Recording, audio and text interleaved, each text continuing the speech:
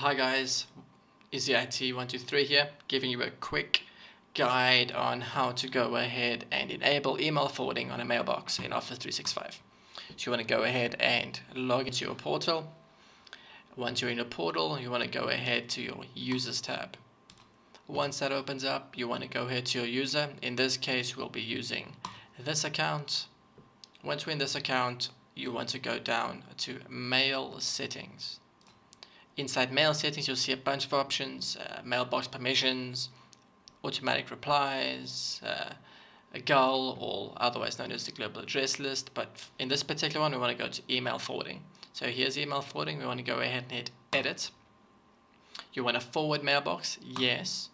And then let's enter one. So we'll use easyit123 at gmail.com. Do note that it's very important that this is either checked or unchecked depending on the situation. If you want mails to be kept in this mailbox as well as being sent to the forwarder, then enable this. If you don't want local copies to be saved to this mailbox and just want them effectively redirected and forwarded out the second that they arrive, that can be done by disabling this. So we'll go ahead and enable this. We'll hit save, take a couple of seconds, and the forwarding is updated. You'll see that after a while it does say email forwarding has been applied. Once it's been applied, you can go back in and just double check that as well. So thank you very much, guys. I know it's a quick one. Have a good day, and like, comment, and subscribe. Thanks. Goodbye.